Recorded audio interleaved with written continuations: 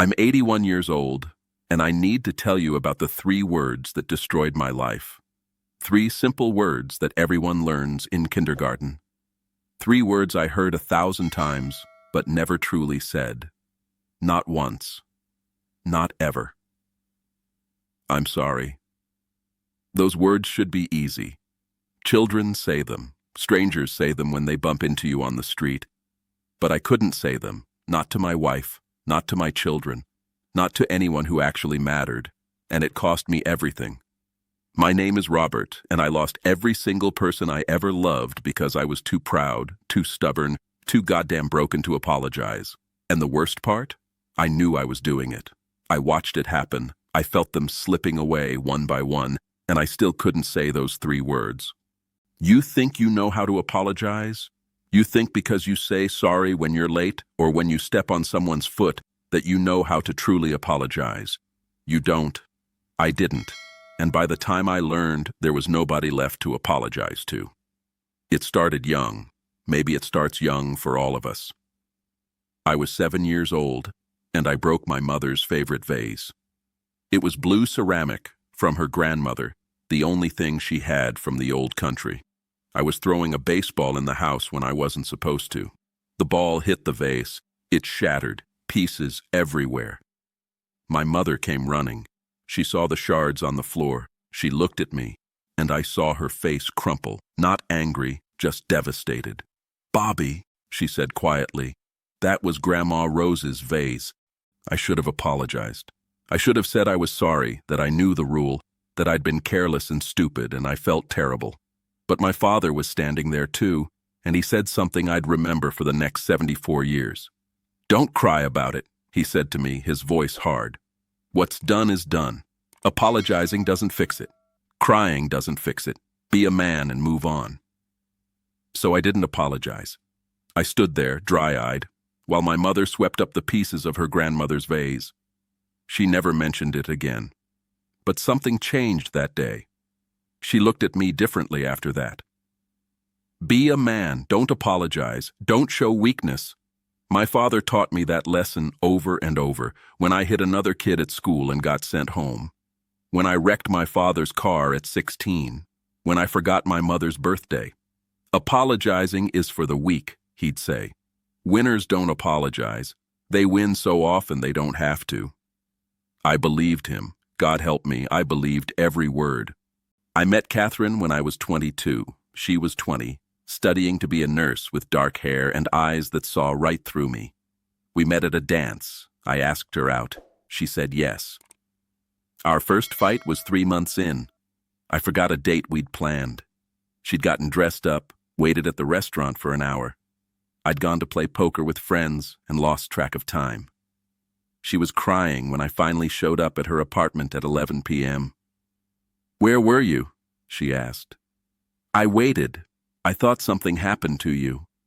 I should have apologized. Right then, I should have said I was sorry, that I'd screwed up, that she deserved better. Instead, I got defensive. I lost track of time. "It's not that big a deal. We can go out tomorrow." "It's not about tomorrow," she said. "It's about tonight. I got dressed up. I was excited, and you just forgot about me." "I didn't forget about you," I lied. "I just got busy. Why are you making such a big deal about this?" She stared at me. "Are you going to apologize?" And I felt it. That resistance, that wall, that voice in my head that sounded like my father. "Don't apologize. Don't show weakness. She'll think she can walk all over you." "I don't think I need to apologize for having friends," I said. She should have left me right then. Looking back, that was her exit, but she loved me, so she stayed. We got married when I was 24. Had our first child, Michael, when I was 26. Had Jennifer 2 years later. Catherine stopped working to raise the kids. I worked as an engineer, long hours, climbing the ladder. And I was terrible. God, I was terrible. Not in the obvious ways. I didn't cheat. I didn't gamble away our money. I didn't hit anyone.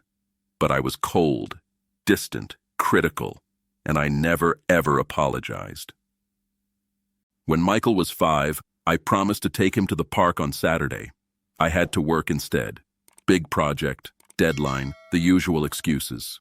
He waited by the door in his jacket for 2 hours before Catherine finally took it off him and told him Daddy wasn't coming. When I got home that night, he was already in bed. Catherine was in the kitchen, her jaw tight. "He waited for you," she said. "He was so excited." "I had to work," I said. "He'll understand when he's older." "He's 5, Robert. He doesn't understand. He just knows his father promised and didn't show up." "I'll take him next weekend." "That's not the point," she said, and her voice cracked. "The point is, you broke a promise to a child who loves you, and you don't even care." "I do care. I'm working to provide for this family." "Are you going to apologize to him?" There it was again, that question, that wall. "He's 5, I said.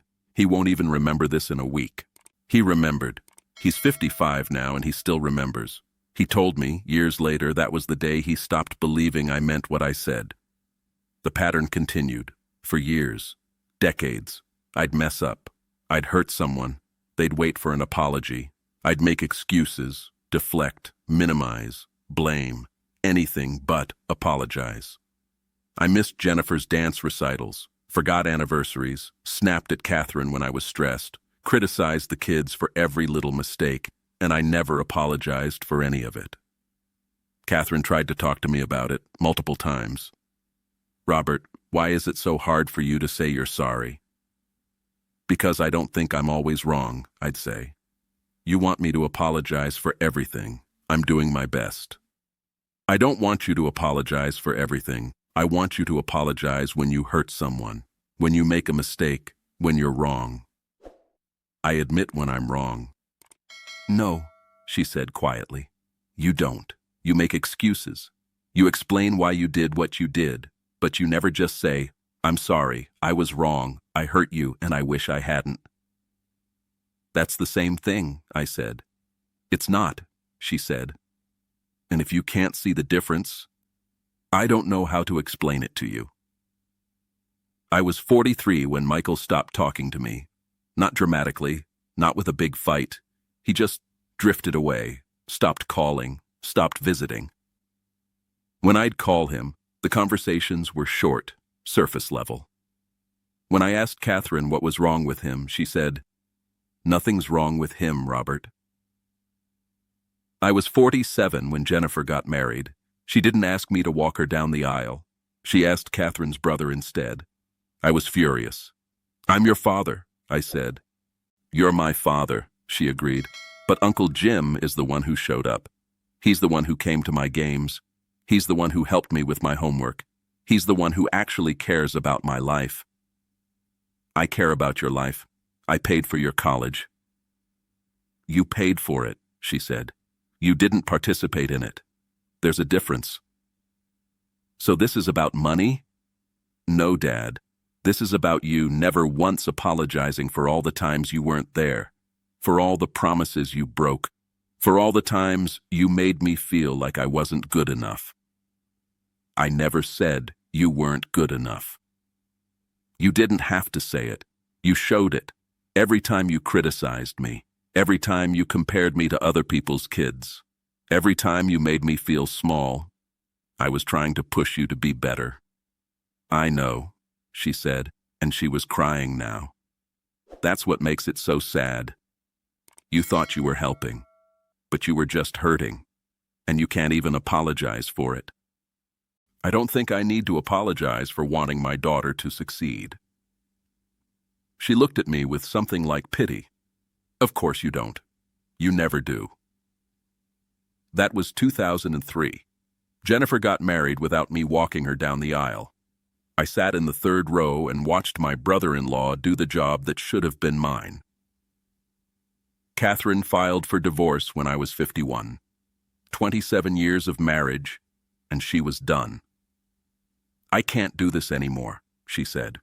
"I've been waiting for 27 years for you to see me, to really see me, to acknowledge when you hurt me, to apologize, and you can't do it." "I've apologized," I protested. "You've said the words when you had to, when it was required to get out of trouble. But you've never meant them. You've never actually felt sorry. You just wanted me to stop being upset. How would you know if I meant them? Because, she said, and her voice was so tired, when you really mean an apology, you change. You don't keep doing the same thing over and over. You don't make the same excuses. You don't turn it around and make it about how hard your life is. So this is all my fault. See, she said, even now, I'm leaving you and you can't even say you're sorry to see me go. And here's the thing. I was sorry. I was devastated. I didn't want her to leave, but I couldn't say it. The words stuck in my throat like broken glass. I don't want you to go, I finally managed. That's not an apology, she said. That's just you not wanting to be alone. She left. We divorced. She got the house. I moved into an apartment. She remarried 3 years later, a man named Frank who taught high school history and looked at her like she was the only person in the room. I saw them together once, at Jennifer's daughter's birthday party. I watched Frank put his hand on Catherine's back. I watched him lean in and whisper something that made her laugh. And then I watched him do something I never did, not once in 27 years. One of the kids spilled juice on Catherine's dress. Frank immediately said, "Oh, honey, I'm so sorry. I put that cup too close to the edge." It wasn't even his fault. The kid had knocked it over. But he apologized anyway, automatically, because someone he loved was upset. Catherine smiled at him. "It's okay. It'll wash out." And I realized she'd never smiled at me like that, not once, because I'd never given her a reason to. I was 58 when I had my first heart attack. Moderate, survivable. Michael didn't visit me in the hospital. Jennifer came once, stayed for 20 minutes, left. I was lying there, tubes in my arms, contemplating my mortality, and I thought, this is it. This is my chance. They'll have to forgive me now. I almost died. But that's not how it works. Illness doesn't erase decades of hurt. A hospital bed doesn't make you a different person. Jennifer did come back the next day. She sat in the chair next to my bed and said, "Dad, I need to ask you something." "Okay," I said. "Do you love me?" "Of course I love you. You're my daughter." "Then why have you never apologized to me for anything in my entire life?" I was 58 years old, recovering from a heart attack, and I still couldn't do it. "I've made mistakes," I said carefully. "I know I wasn't perfect." "That's not an apology." "What do you want me to say?" "I want you to say, 'I'm sorry.' I want you to say, 'I'm sorry I missed your childhood. I'm sorry I made you feel like you were never good enough. I'm sorry I criticized you instead of supporting you. I'm sorry I chose work over you. I'm sorry I hurt you.' I want you to say it and mean it." And I wanted to. God, I wanted to. But there was this thing in me, this broken thing, this wall I'd built so high and so thick that I couldn't tear it down even when I wanted to. "I did my best," I said instead. "I worked hard to provide for you. I wanted you to have opportunities I didn't have." She stood up. "That's what you always say. But doing your best doesn't mean you didn't fail. And failing doesn't make you weak. But refusing to acknowledge the failure, refusing to apologize for it, that makes you, I don't know what it makes you, but it makes you someone I can't have in my life." "Jennifer, I'm done, Dad. I've been waiting my whole life for you to see me. To really see me. To acknowledge that you hurt me and say you're sorry. But you can't do it. You won't do it. And I can't keep breaking my heart against your wall." She left. That was 2006. I haven't spoken to her since. Michael sent me a letter that year. An actual letter, handwritten, 6 pages long. In it, he detailed every hurt, every broken promise, every criticism, every time I'd made him feel small or stupid or not good enough. And at the end, he wrote, "Dad, all I've ever wanted was for you to acknowledge what you did, to say you're sorry, to show me that you understand you hurt me and that you wish you hadn't. But you can't do that. You've never been able to do that. So I'm letting you go. I can't keep hoping you'll change. I can't keep hurting. I'm 46 years old, and I'm still waiting for my father to apologize for my childhood. That's pathetic. So I'm stopping. This is goodbye. I read that letter 50 times. I cried over it. I wanted to call him, to tell him I was sorry, to fix it. But I didn't. Because even then, even after losing everything, I couldn't say the words. I spent my 60s alone. I worked until I was 68, then retired. I lived in my apartment. I saw Catherine and Frank around town sometimes. They looked happy. She looked younger with him than she ever looked with me. I went to therapy when I was 70, finally, 50 years too late. The therapist, a woman named Dr. Barnes, asked me in our first session, "Robert, why are you here?" "I lost my family," I said. "My wife left me, my kids won't talk to me, and I don't know how to fix it." "Do you know why they left?" "They say it's because I never apologized. But I don't think that's really it." "Why don't you think that's it?" "Because an apology is just words. Words don't fix anything." She was quiet for a moment. Then she said, "Who taught you that?" "My father." "And do you believe it?" "I don't know. I guess I must, or I would have apologized." "Robert," she said gently, "what do you think an apology is?" "It's saying you're sorry. But saying you're sorry doesn't undo what you did. It doesn't change anything." "You're right," she said.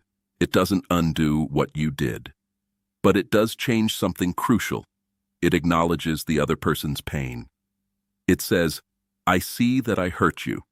I recognize your hurt is real and valid. And I wish I hadn't caused it." An apology isn't about fixing the past. It's about honoring the other person's experience of it. And something cracked open in me, because I'd never thought of it that way. I'd always thought apologizing was admitting defeat, admitting I was wrong, admitting I was weak. "Your family didn't need you to be perfect," Dr. Barnes said. "They needed you to be human, to acknowledge your humanity, to say, I made a mistake, I hurt you, and I'm sorry. That's not weakness, that's courage." We worked together for 3 years. We unpacked my childhood. We talked about my father, who'd learned from his father to never show weakness, never admit fault, never apologize. We talked about how I'd built my entire identity around being right, being strong, being unshakable, and how that identity had made me untouchable, unreachable, unloved. "The tragedy," Dr. Barnes said in one session, "is that you were protecting yourself from vulnerability. But by refusing to be vulnerable, you became invulnerable to love. Because love requires vulnerability. It requires being willing to say, I was wrong, I hurt you, I'm sorry." I was 73 when I finally wrote the letters. One to Catherine, one to Michael, one to Jennifer. I didn't make excuses. I didn't explain why I'd done what I'd done. I didn't defend myself. I just apologized, really apologized, for everything, every hurt, every broken promise, every criticism, every time I'd chosen pride over love. I wrote, "I'm sorry, I was wrong, I hurt you, and I wish, more than anything, that I hadn't. I don't expect forgiveness, I don't expect anything.